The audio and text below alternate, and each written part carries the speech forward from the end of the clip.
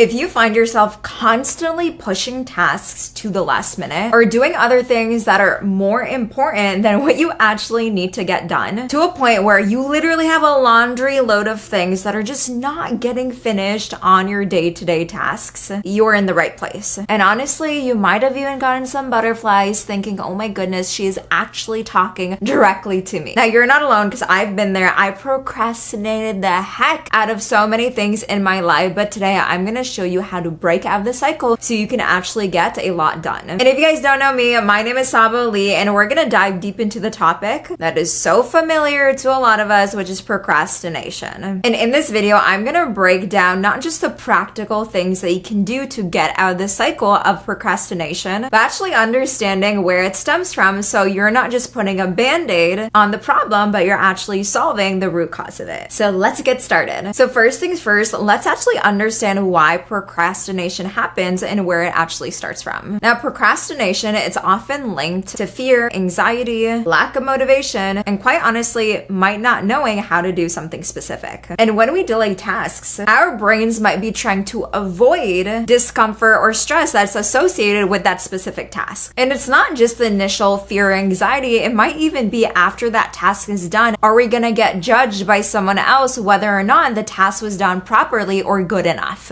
And this could be for anything. It could be getting your paper done by Friday evening, or maybe even the laundry that's been in your hamper for a week now. You might not be doing it because maybe your wife or your mother or your parent might tell you, hey, you didn't fold the laundry right. Or even starting that business that you might be dreaming of for months now. So whatever that is for you, just know it's common human behavior, and that's why we're here. We're gonna change it, but you need to understand and realize and bring awareness to what is the fear or the cause of why you're actually procrastinating all of those tasks, so we can tweak and adjust your perspective and your thinking around it. Now, once we understand why it's happening, most of the time why we start to procrastinate is because we actually give ourselves way too much time to get that one specific task done. It's like, I'm sure you've heard before, if you give somebody 1 week to complete a task, they will wait the last day, the last hour to actually get it done. But if you give that same person maybe 2 hours to complete it, guess what? They're gonna get it done within those 2 hours. So if you don't have reasonable goals, deadlines, and a plan to actually tackle them, we end up pushing it off and causing even more stress on us, which we don't want at all. So to combat this is what you're gonna do. Start to break down your to-do list in smaller, more manageable goals, and give yourself a shorter time frame to actually get those done. This creates a clear roadmap for your day, so that way it minimizes the distraction of you actually putting tasks off and leading to procrastination. One of the most powerful techniques that I personally love using that makes my days super productive and getting things done is time blocking. Now, time blocking is basically breaking down your work in intervals of 30 minutes, followed by a short 5 to 10 minute break. So for an example, if I know I need to sit down in my office and write a series of emails that might take me up to 2 hours,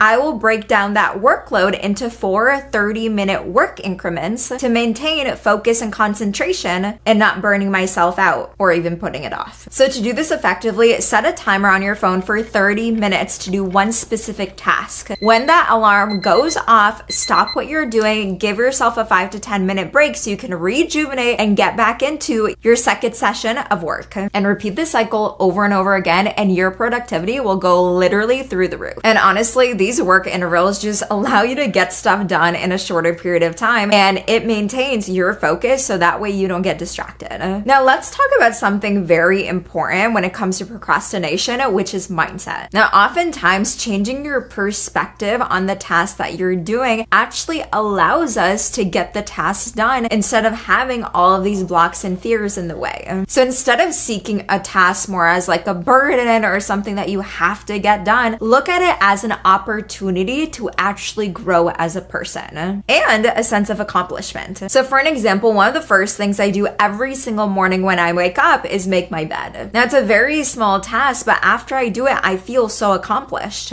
If I were to keep putting off making my bed in the morning, I would end up at night with sheets all over the place because I would just never get it done. So I love to personally practice positive self-talk, visualizing myself doing the task and succeeding at it. And celebrating every single time I get something done. And as you cultivate more of this positive mindset, you'll find it so much easier to stay focused, motivated, and kick procrastination out the door. And finally, one of the last ways to stop procrastinating and actually get things done is having support and accountability partner. This plays such a crucial role, especially if you just can't meet deadlines on your own. I would make it a habit to share all of your goals and tasks with someone that you trust, whether that's a friend, a family member, or even an online community. So that way, someone can actually check in with you and keep you on track to getting your tasks done. I always say it's super easy to let yourself down, but it's not easy to let somebody else down. I would also find an accountability partner that might have the same mission, goals, and tasks as you do. So that way you can even create shared to-do lists and co-work with someone in getting things done.